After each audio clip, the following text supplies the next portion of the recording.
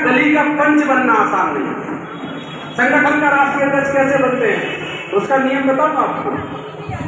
संगठन का रजिस्ट्रेशन होता है 7 लोगों में। कितने लोग चाहिए? मात्र 7 लोग। और 3,500 रुपए फीस लगती है। 3,500 रुपए जमा करो और 7 लोग इकट्ठे करो। अब इकट्ठे कौन से करो? कोई नहीं मिल रहा है तो हस्बैंड वाइफ, बेटा बेटी, साला साली, नाना नानी, दादा दादी, हो गए 7। और 7 को ले जाओ रजिस्ट्रार ऑफिस में जाकर रजिस्ट्रेशन कराओ और अपने आप को अध्यक्ष घोषित कर दो कि मैं क्या हो गया हूँ, मैं अध्यक्ष हूँ। उनसे ये पूछो आपका काम क्या है, आप क्या परिवर्तन लाना चाहते हैं समाज में? बोले उससे क्या करना है, राष्ट्रीय अध्यक्ष को कहते हैं। लेकिन समाज में अगर आपको पंच भी बनना है तो कम से कम 50 लोगों को बदलना पड़ेगा, तब जाकर आप पंच बन पाएंगे मोहल्ले के। लेकिन राष्ट्रीय अध्यक्ष बनना उससे भी आसान है।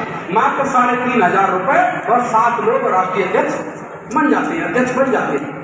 तो बुद्ध कहते हैं कि हमको ऐसा अध्यक्ष नहीं बनना है, ऐसा संघ नहीं बनाना है। हमको कैसा संघ बनाना है? हमको ऐसा संघ बनाना है जो ज्ञानियों का है, जो सत्य को सत्य जानता है और जो धर्म का पालन करता है। धर्म होता है सीख, अष्टांगिक मार्ग, जो सम्यक जीवन जीते हैं, सम्यक संकल्प का पालन करते हैं, मानव कल्याण के लिए काम करते हैं। ऐसे लोगों का जो संघ है हमको उसकी शरण में जाना है। बाबा साहब क्या कहते हैं? इसके बाद आते हैं ज्योतिबा फुले।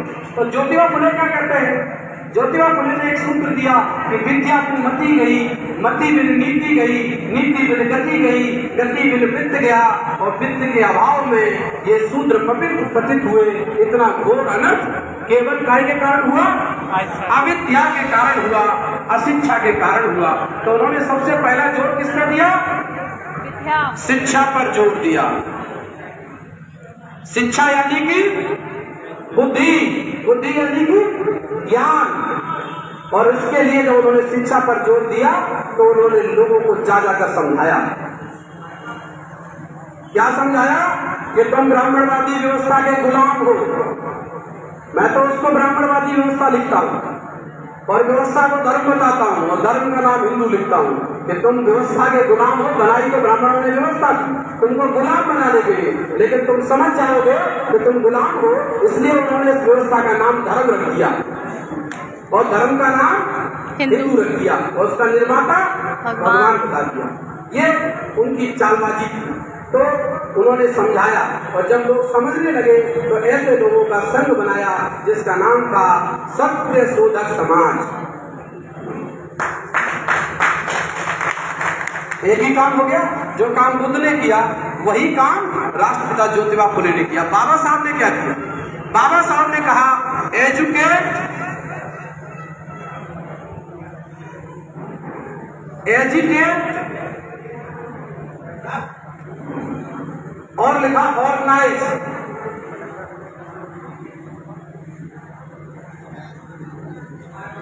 अब देखिए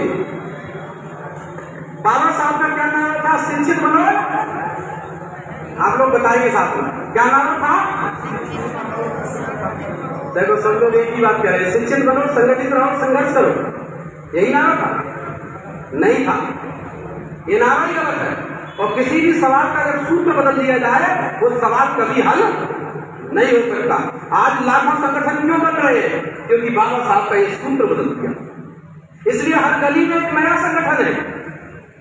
ऐसी कोई गली, कोई मोहल्ला, कोई विहार, कोई समिति, कोई आश्रम नहीं है जहां एक नया संगठन ना बना हो। उसके पीछे कारण क्या है? कि बाबा साहब का सूत्र बदल दिया। बाबा साहब कह रहे हैं टू एजुकेट देन ऑर्गेनाइज। हमारे लोगों को 90% लोगों को इंग्लिश आती नहीं है, बहुजन समाज के लोगों को 10% लोगों को आती है। तो आती है तो वो पढ़ते नहीं है पुस्तकों को। वो अपनी एकेडमिक पढ़ाई बहुत अच्छे से करते हैं, डॉक्टर, इंजीनियर, मास्टर, कलेक्टर बनने के लिए। माँ पुस्तकों को पढ़ते नहीं है तो समझ में नहीं आया। तो उन्होंने कहा कि बाबा साहब ने कहा शिक्षित बनो, तो हम शिक्षित बन गए। अब दूसरा कहा एजुकेट। एजुकेट का मतलब क्या? संगठन होता है। अभी तो आप कह रहे थे कि संगठित रहो। एजुकेट का मतलब होता है आंदोलित करना, उत्तेजित करना, झकझोरना, जिससे इंसान में क्या हो जाए? स्वाभिमान पैदा हो जाए। तो बाबा साहब लिखते हैं कि सबसे पहले हमको एजुकेट करना है, होना नहीं है, करना है। अब करेंगे कब? जब होंगे तभी तो करेंगे।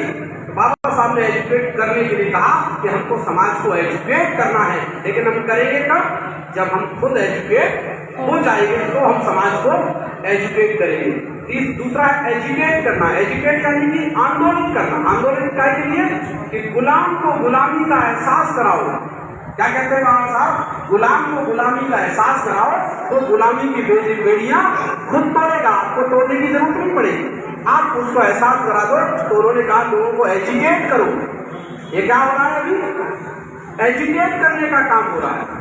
जिनको एहसास हो जाएगा कि हम गुलाम हैं, हम गलत व्यवस्था में चल रहे हैं, हम समाज को गुमराह कर रहे हैं, हमको ये नहीं करना चाहिए, वो ये काम करना बंद कर देंगे और सही मार्ग पर चलने लगेंगे। ऐसे लोग जो एजुकेट हो गए हैं, गुलामी से आजादी चाहते हैं, इस व्यवस्था को बदलना चाहते हैं, केवल उन्हीं लोगों का संग बनना चाहिए। क्या होना चाहिए? उन्हीं लोगों का संग बनना चाहिए। अब देखिए संघ बनता क्यों? तथागत बुद्ध ने जो संघ बनाया था वो शासन करने के लिए बनाया था। क्या के लिए? शासन करने के लिए। मतलब संघ शासन चलाएगा नहीं, लेकिन राजा कैसे शासन चलाएगा इसका आदेश कौन देगा? ये संघ देगा। तो राजा से भी ऊपर कौन था? संघ था। ये आरएसएस वालों का संघ नहीं, जिसको हम भिक्षु संघ कहते हैं, जिनके बारे में उन्होंने बताया कि उनकी गर्दनें काट कर सभी नदी में फेंकी गई। ये मैं अपने कैडर सेट में बताता हूँ। और नारियल की परंपरा वहीं से पैदा हुई। दूसरा सत्यशोधक समाज, ये क्या करेगा? इस समय तक देश में लोकतंत्र नहीं था, याद रखना। इस समय गणतंत्र हुआ करता था और इस समय पर ब्राह्मणवादी व्यवस्था लागू थी। तो ज्योतिबा फुले ने सत्यशोधक संघ क्यों बनाया? ज्योतिबा फुले का सत्यशोधक संघ था कि पूरी ब्राह्मणवादी व्यवस्था को लागू करके जन्म से लेकर मरण तक के सारे कार्यक्रम किसके माध्यम से होंगे? सत्यशोधक समाज द्वारा बनाई गई व्यवस्था से होंगे। यानी कि ये समाज को चलाने की, समाज के ऊपर शासन करने की, समाज को सही दिशा देने का संघ होगा। और बाबा साहब क्या कह रहे हैं? ऐसे ही लोगों का ऑर्गेनाइजेशन बनाना है जो गुलाम को गुलामी का एहसास हो जाए, वो लोग आजादी चाहते हो, इस देश में समता, स्वतंत्रता, बंधुता, न्याय चाहते हो, ऐसे लोगों का संघ होना चाहिए। बाद में आए कांसीराम जी, उन्होंने क्या किया? पहले बनाया B1, फिर बनाया DS4 और फिर बनाई BSP। B1 बाम से ये क्या करती थी? काशीराम जैसे साहब ने बताया ट्रिपल T, ये फॉर्मूला कहां से आया? ये काशीराम जी का फॉर्मूला। वो कहते थे इस देश में परिवर्तन लाने के लिए वो लोग चाहिए जो समय, बुद्धि और हुनर दे सकते हैं, ऐसे लोगों की जरूरत है। जो लोग समय, बुद्धि और हुनर समाज को दे सकते हैं, टाइम, टैलेंट, ट्रेजरी जो दे सकते हैं, ऐसे लोगों की जरूरत है। ऐसे लोग किसके पास थे?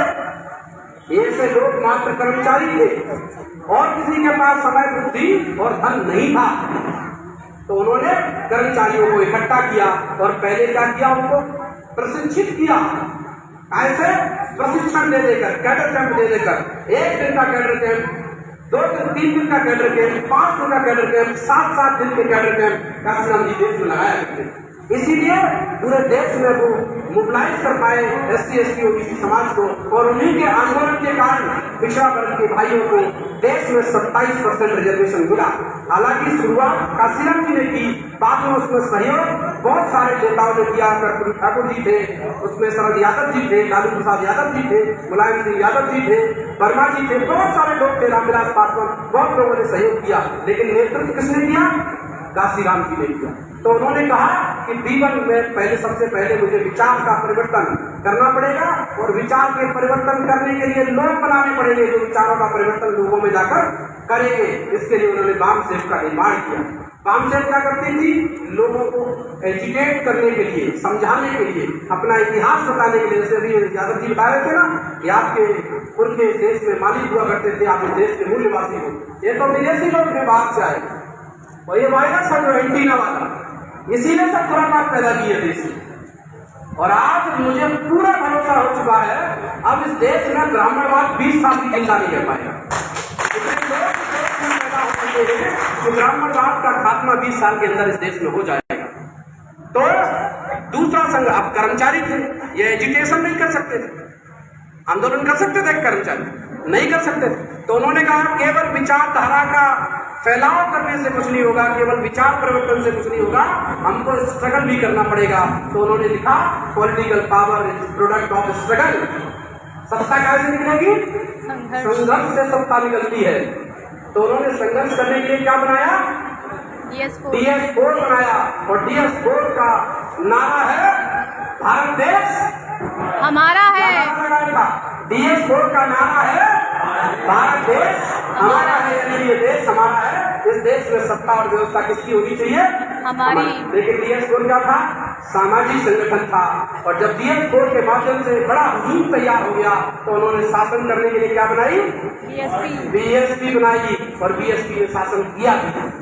लेकिन इन सिद्धांतों पर सामने बनाई थी और आज उसके सिद्धांत क्या हो गए, ये कारण है। इसलिए हम अपने ही घर में खुद ही बेघर हो गए।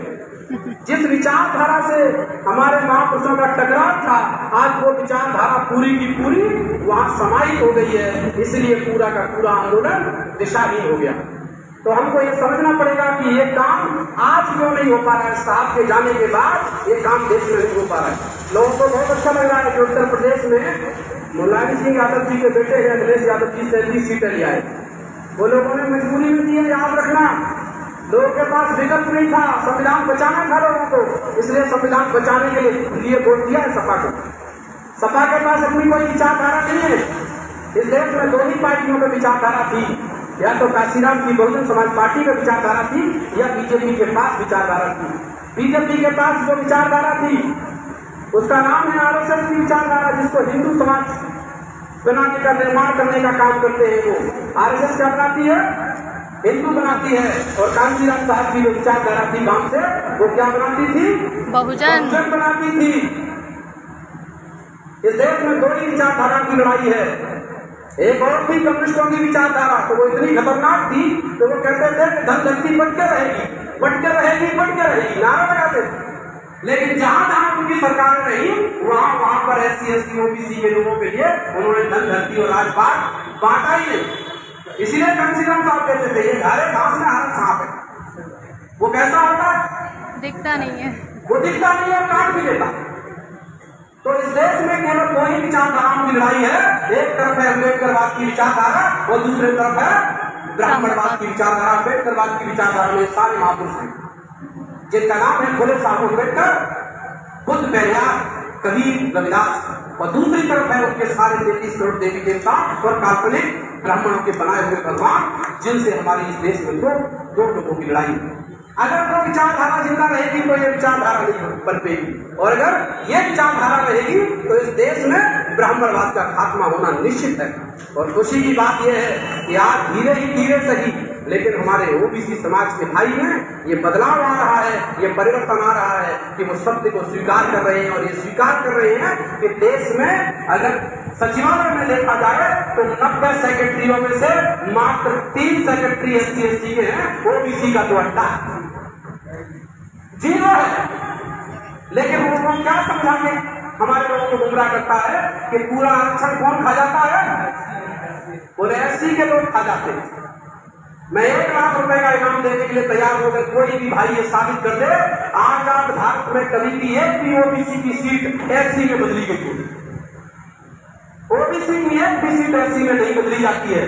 पहले OBC की भर्ती निकाली जाती है, फिर देखा जाता है कि OBC में कोई लायक व्यक्ति नहीं है। समझना, OBC में कोई कैसा नहीं है, लायक नहीं है। तो मतलब मैं नहीं कह रहा हूँ, आप ही कह रहे हैं। ये वो कहते कौन करता है? ये वही एंटीना वाला। पहले भर्ती निकाली जाती है। तो देश के एक भी केंद्रीय विद्यालय में अभी तक एक भी प्रोफेसर OBC का नहीं है, सचिवालय में OBC नहीं है। देश के लोकतंत्र के मंदिर में जहां से योजनाएं बनती है उस योजना बनाने वाले एक भी मंत्रालय में OBC का एक सिंगल आदमी नहीं है। और देश के न्यायपालिका में OBC नहीं है। तो OBC है कहाँ? वो कांवड़ यात्रा में, वो सावन की यात्रा में, वो जगदम्बे की यात्रा में। वो भाई बोला ना कि ये सारे काम करवाते हैं क्योंकि अज्ञान रखना चाहते हैं। क्योंकि जिस दिन OBC के भाई को पता चल गया कि इस देश में हमारी संख्या 60% है तो वो देश के धन धरती और राजपाट में कितनी भागीदारी मांगेगा? 60% भागीदारी मांगेगा। और जब वो 60% मांगेगा तो कम किसका होगा?